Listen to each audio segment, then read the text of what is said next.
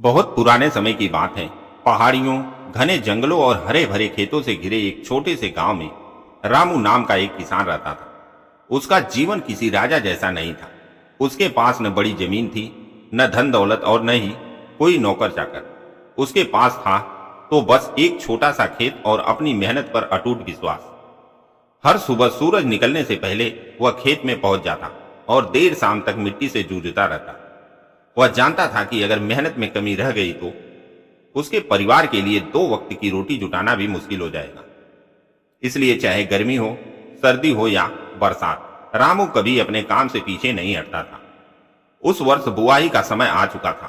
पूरे गांव के किसान अपने अपने खेतों में बीज डालने की तैयारी कर रहे थे। रामू भी सुबह सुबह अपनी कुदाल लेकर खेत में पहुंच गया। वह लगातार मिट्टी खोद रहा था कि अचानक उसकी कुदाल किसी कठोर चीज से टकराई। ठक की तेज आवाज सुनकर वह रुक गया। पहले तो उसे लगा कि शायद कोई बड़ा पत्थर होगा, लेकिन जब उसने मिट्टी हटानी शुरू की तो उसका आश्चर्य बढ़ता चला गया। जमीन के भीतर कोई पत्थर नहीं बल्कि एक विशाल मटका दबा हुआ था।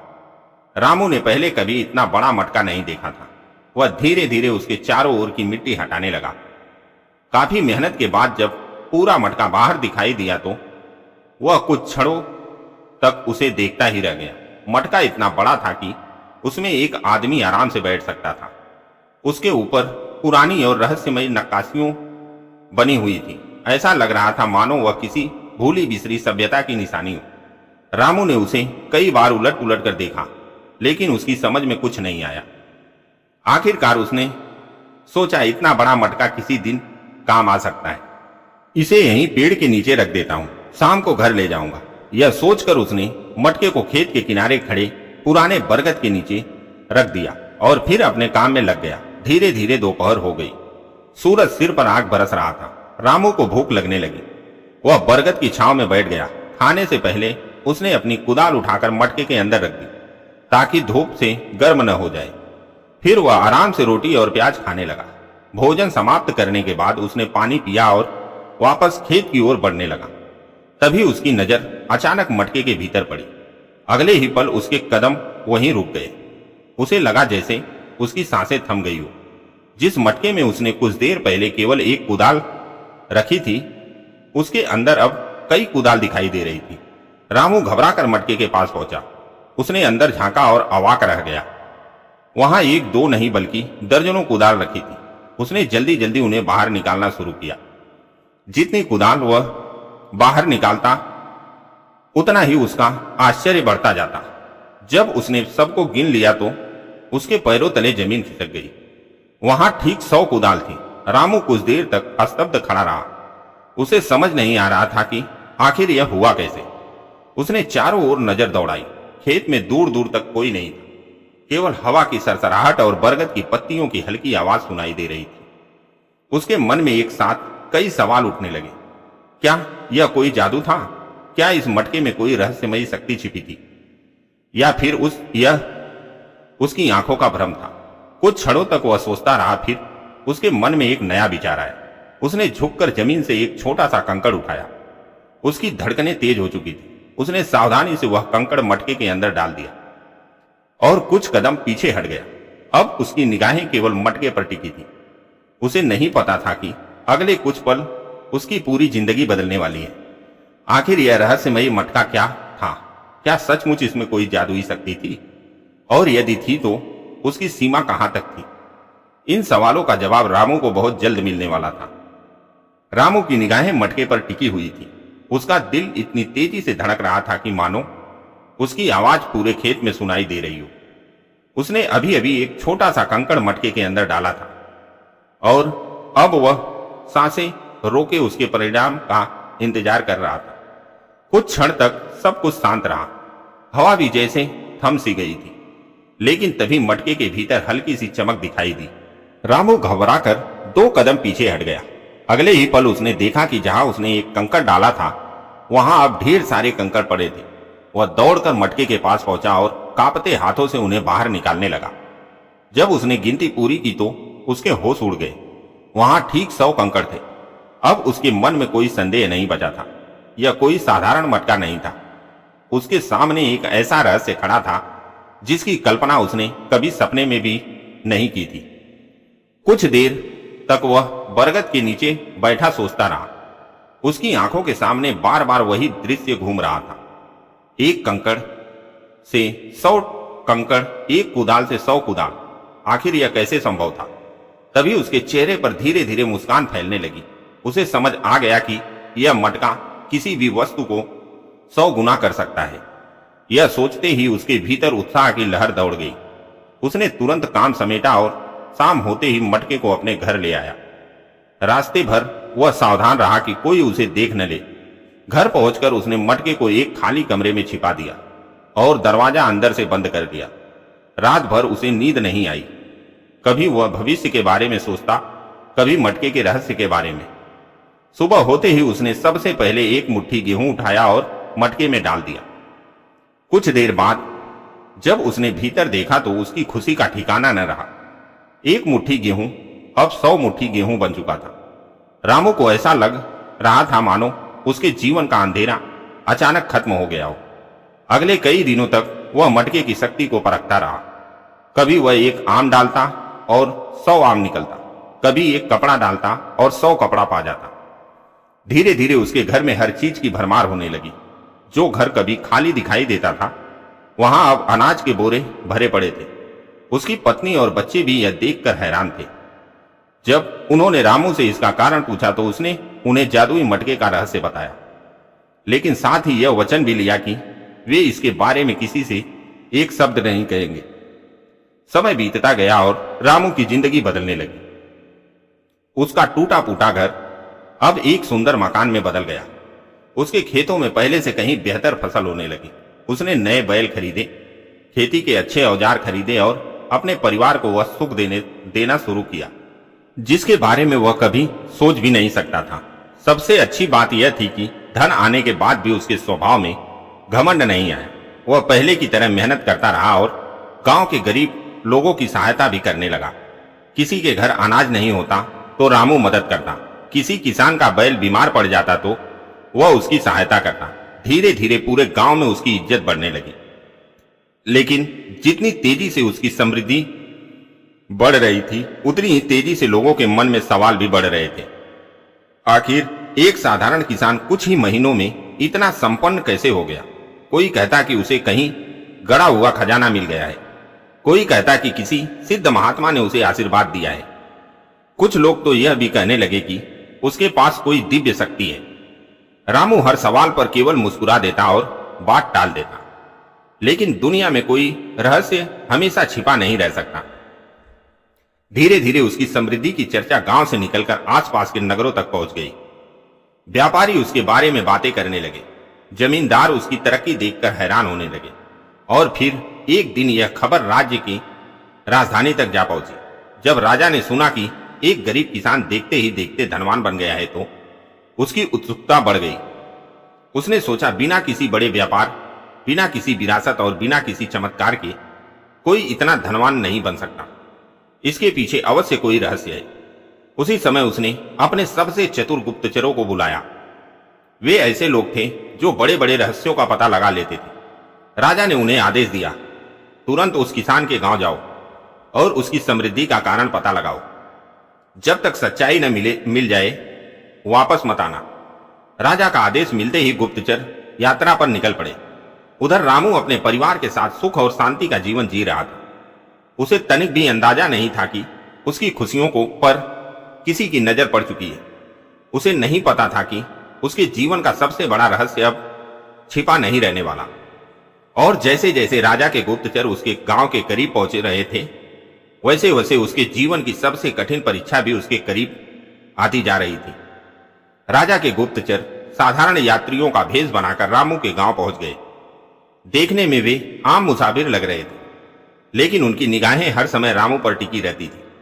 कई दिनों तक वे गांव में घूमते रहे, लोगों से बात करते रहे और चुपचाप रामू की गतिविधियों पर नजर रखते रहे। उन्होंने देखा कि रामू पहले की तरह खेतों में मेहनत करता है, लेकिन उसके घर की समृद्धि लगातार बढ़ती जा रही है। उसके आंगन में अनाज के ढेर लगे रहते हैं, उसके पशु स्वस्थ और मजबूत थे, और सबसे बड़ी बात यह थी कि वह अक्सर गांव के जरूरतमंद लोगों की मदद भी करता था। जितना अधिक गुप्तचर उसके बारे में जानने की कोशिश करते, उतना ही उनका आश्चर्य बढ़ता जाता। आखिर एक रात उनमें से एक गुप्तचर रामू के घर के पास छिप गया। आधी रात का समय था, पूरा गांव गहरी नींद में सोया हुआ था। तभी उसने देखा कि रामू चुपचाप अपने घर के एक कमरे में गया और अंदर से दरवाजा बंद कर लिया। गुप्तचर दबे पांव खिड़की के पास पहुंचा और भीतर झांकने लगा। अगले ही पल उसकी आंखें फैल गई। उसने देखा कि रामू ने एक सोने का सिक्का मटके में डाला और कुछ ही देर बाद मटके से चमचमाते हुए 100 सोने के सिक्के निकल आए। गुप्तचर की सांसें तेज हो गई। अब उसे समझ आ चुका था कि रामू की दौलत का रहस्य क्या है। अगली सुबह सभी गुप्तचर राजधानी लौट गए और सीधे राजा के दरबार में पहुंचे। उन्होंने विस्तार से पूरी बात सुनाई। जादुई मटके की शक्ति के बारे में सुनकर दरबार में मौजूद सभी लोग स्तब्ध रह गए। कुछ देर के लिए वहां सन्नाटा छा गया, लेकिन राजा के मन में आश्चर्य से अधिक लालच जाग चुका था। उसकी आंखों में चमक आ गई। वह मन ही मन सोचने लगा, यदि यह मटका मेरे पास आ जाए तो मेरा खजाना संसार का सबसे बड़ा खजाना बन सकता है। उसने बिना देर किए सैनिकों को आदेश दिया, तुरंत उस किसान के घर जाओ और वह मटका मेरे महल में लेकर आओ। अगले ही दिन सैनिकों का एक दल रामू के घर पहुंचा। राजा का आदेश सुनते ही रामू का चेहरा उतर गया। वह जानता था कि राजा की आज्ञा टालना उसके बस की बात नहीं थी। भारी मन से उसने जादुई मटका सैनिकों को सौंप दिया। जब सैनिक मटका लेकर चले गए तो वह देर तक दरवाजे पर खड़ा उन्हें जाता हुआ देखता रहा। उसके मन में एक अजीब सी बेचैनी थी। उसे लग रहा था कि यह मटका अब किसी बड़ी मुसीबत का कारण बनने वाला है। उधर महल में राजा बेसब्री से मटके का इंतजार कर रहा था। जैसे ही मटका उसके सामने लाया गया, उसने तुरंत उसकी परीक्षा लेने का निर्णय किया। उसने अपने खजाने से एक सोने की मोहर मंगवाई और उसे मटके में डाल दिया। कुछ क्षण बाद जब उसने भीतर देखा तो उसकी खुशी का ठिकाना न रहा। वहां एक नहीं बल्कि 100 सोने की मोहरें चमक रही थी। राजा जोर से हंस पड़ा। उसे लगा जैसे उसे दुनिया की सबसे बड़ी शक्ति मिल गई हो। इसके बाद वह दिन रात मटके का उपयोग करने लगा। एक हीरा डालता तो 100 हीरे मिलते, एक सोने की ईंट डालता तो 100 सोने की ईंट बन जाती। कुछ ही दिनों में उसका खजाना इतना भर गया कि नए कच्छ बनवाने पड़े। लेकिन धन जितना बढ़ता गया, राजा का लालच उससे भी तेज बढ़ता गया। अब उसे अपने पास मौजूद अपार संपत्ति भी कम लगने लगी। वह घंटों अकेला बैठकर मटके को देखता रहता और उसके नए नए उपयोग के बारे में सोचता रहता। एक रात वह अपने गुप्त खजाने में बैठा था। चारों ओर सोना, चांदी और हीरे चमक रहे थे, लेकिन उसके चेहरे पर संतोष नहीं था। तभी उसके मन में एक ऐसा विचार आया जिसने सब कुछ बदल दिया। उसने खुद से कहा, यदि यह मटका वस्तुओं को 100 गुना कर सकता है तो क्या यह मनुष्यों को भी 100 गुना कर सकता है? यह सोचते ही उसकी आंखों में लालच की चमक और बढ़ गई। वह अपने सिंहासन से उठा और मटके के चारों ओर घूमने लगा। उसके मन में कल्पनाएं दौड़ने लगी। यदि मेरे जैसा 100 राजा बन जाए तो मेरा राज्य दुनिया का सबसे शक्तिशाली राज्य बन जाएगा। हर दिशा में मेरा ही शासन होगा, कोई मेरा मुकाबला नहीं कर पाएगा। जितना वह इस विचार के बारे में सोचता, उतना ही उसे यह सही लगने लगा। धीरे धीरे यह विचार उसके मन में एक जुनून बन गया। आखिरकार उसने फैसला कर लिया कि वह स्वयं इस प्रयोग को करके देखेगा। लेकिन उसे यह नहीं पता था कि जिस शक्ति को वह अपनी सबसे बड़ी सफलता समझ रहा है, वही उसके जीवन की सबसे बड़ी भूल बनने वाली थी। उधर गांव में रामू भी बेचैन था। उसे बार बार ऐसा महसूस हो रहा था कि जादुई मटके के साथ कुछ अनर्थ होने वाला है। रात भर वह करवटें बदलता रहा और सचमुच अगली सुबह जब राजा अकेले उस मटके के सामने खड़ा हुआ, तब उसके लालच की कीमत पूरे राज्य को चुकानी पड़ने वाली थी। अगली सुबह सूरज उगने से पहले ही राजा अपने महल के सबसे गुप्त कक्ष में पहुंच गया। यह वही स्थान था जहां उसका विशाल खजाना रखा रहता था। मोटी पत्थर की दीवारें, लोहे के भारी दरवाजे और चारों ओर सोने चांदी के ढेर। लेकिन उस समय राजा की नजर न सोने पर थी न हीरो पर। उसकी निगाहें केवल जादुई मटके पर टिकी हुई थी। पूरी रात वह इसी विचार में डूबा रहा था कि यदि यह मटका वस्तुओं को 100 गुना कर सकता है तो शायद मनुष्यों को भी 100 गुना कर सकता है। उसके मन में शक्ति और साम्राज्य के सपने दौड़ रहे थे। उसने धीरे धीरे मटके के पास जाकर उसे छुआ और मुस्कुराते हुए बोला, आज मेरी शक्ति की कोई सीमा नहीं रहेगी। फिर उसने चारों ओर देखा, वहां कोई नहीं था। उसने सावधानी से मटके के भीतर कदम रखा। जैसे ही उसका शरीर मटके के अंदर पहुंचा, पूरे कच्छ में एक अजीब सी चमक फैल गई। हवा भारी हो गई और कुछ क्षणों के लिए ऐसा लगा मानो समय रुक गया हो। राजा घबरा गया और तुरंत मटके से बाहर निकल आया, लेकिन बाहर निकलते ही उसका चेहरा पीला पड़ गया। उसके सामने एक नहीं, दो नहीं, बल्कि दर्जनों राजा खड़े थे। देखते ही देखते उनकी संख्या बढ़ती गई और कुछ ही क्षणों में पूरे कच्छ में 100 राजा मौजूद थे। सभी का चेहरा एक जैसा था, सभी के वस्त्र एक जैसे थे और सभी की आवाज भी बिल्कुल एक जैसी थी। पहले तो राजा यह देखकर प्रसन्न हुआ। उसे लगा कि उसका प्रयोग सफल हो गया है, लेकिन अगले ही पल एक राजा ने ऊंची आवाज में कहा, मैं असली राजा हूं। तभी दूसरे ने भी वही दावा कर दिया, फिर तीसरे ने, चौथे ने, और कुछ ही क्षणों में पूरा कच्छ आवाजों से गूंज उठा, मैं असली राजा हूं, नहीं मैं हूं, सिंहासन पर अधिकार मेरा है। कुछ ही देर में बहस झगड़े में बदल गई। हर राजा अपने आप को असली साबित करने की कोशिश करने लगा। किसी ने अपने बचपन की घटनाएं सुनाई तो किसी ने राज्य के गुप्त निर्णयों का उल्लेख किया। लेकिन समस्या यह थी कि सभी के पास एक जैसी यादें थी, सभी के पास एक जैसे तर्क थे, कोई भी दूसरे से अलग नहीं था। शोर इतना बढ़ गया कि महल के पहरेदार दौड़ते हुए वहां पहुंच गए। जब उन्होंने खजाने का दरवाजा खोला तो उनके होश उड़ गए। सामने 100 राजा खड़े थे। कुछ ही समय में यह खबर पूरे महल में फैल गई। मंत्री, सेनापति और दरबारी भी वहां पहुंच गए, लेकिन कोई भी समझ नहीं पा रहा था कि असली राजा कौन है। मंत्री ने एक एक राजा से प्रश्न पूछे, सभी ने सही उत्तर दिए। सेनापति ने गुप्त संकेतों की परीक्षा ली, सभी उन्हें जानते थे। यहां तक कि राजा निजी आदतों के बारे में भी हर राजा को सब कुछ मालूम था। अब स्थिति और भी उलझ गई। धीरे धीरे महल में अफरा तफरी फैलने लगी। सैनिक समझ नहीं पा रहे थे कि आदेश किसका माने। कुछ सैनिक एक राजा के पक्ष में खड़े हो जाते तो कुछ दूसरे के। दरबार के निर्णय रुक गए। राज्य के महत्वपूर्ण कार्य ठप पड़ गए। कई दिनों तक यही स्थिति बनी रही। प्रजा के बीच भी तरह तरह की अफवाहें फैलने लगी। कोई कहता कि राजा पर किसी जादूगर ने तंत्र मंत्र कर दिया है, कोई कहता कि राज्य पर कोई श्राप आ गया है। बाजारों में, चौपालों में और गांवों में बस इसी चर्चा ने जगह बना ली। उधर रामू जब यह समाचार सुनता है तो उसका दिल बैठ जाता है। वह तुरंत समझ जाता है कि यह सब जादुई मटके का परिणाम है। उसे याद आता है कि मटका किसी भी वस्तु को 100 गुना कर देता है, लेकिन उसने कभी किसी मनुष्य पर इसका प्रयोग नहीं किया था। अब उसे एहसास हुआ कि राजा के लालच ने पूरे राज्य को संकट में डाल दिया है। बिना देर किए वह राजधानी के लिए रवाना हो गया। कई घंटों की यात्रा के बाद वह महल पहुंचा। वहां का दृश्य देखकर वह भी चौंक गया। महल के बाहर हजारों लोग जमा थे, हर कोई चिंतित था। जब रामू ने कहा कि वह जादुई मटके का पहला मालिक है और शायद इस समस्या का समाधान जानता है, तो उसे तुरंत मंत्रियों के पास ले जाया गया।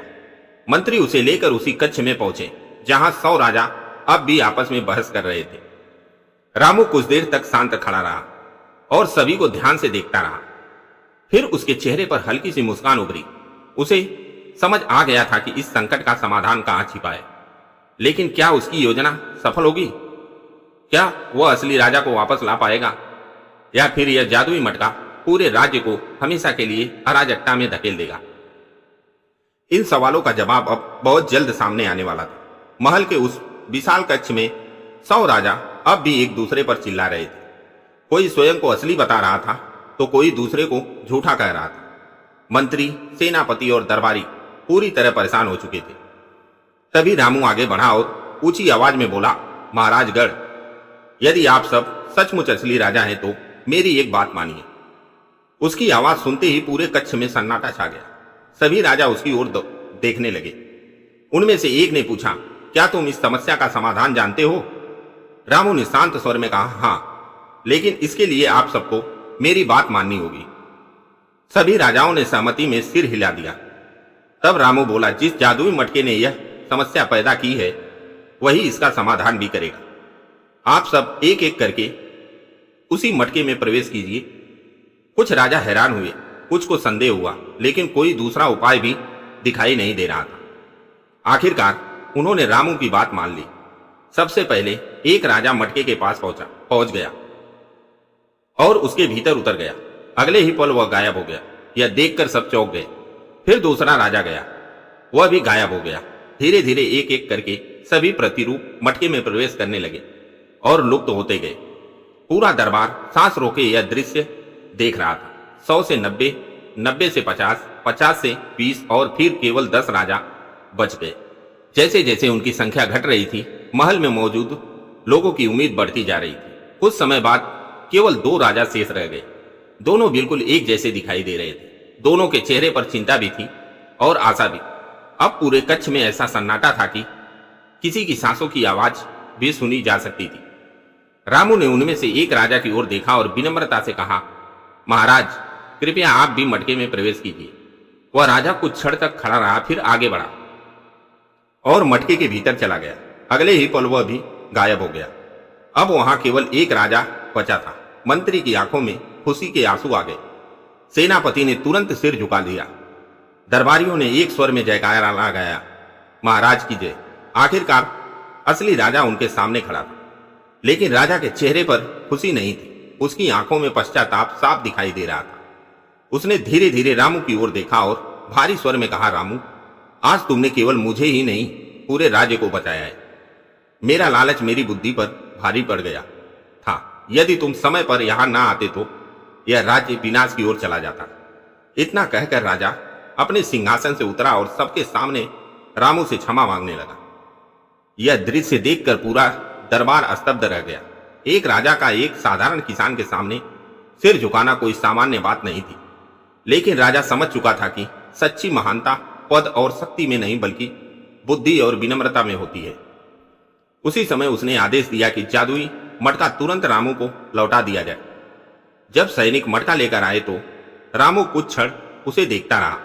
यह वही मटका था जिसने उसकी गरीबी दूर की थी, लेकिन यही मटका राज्य में इतना बड़ा संकट भी लेकर आया था।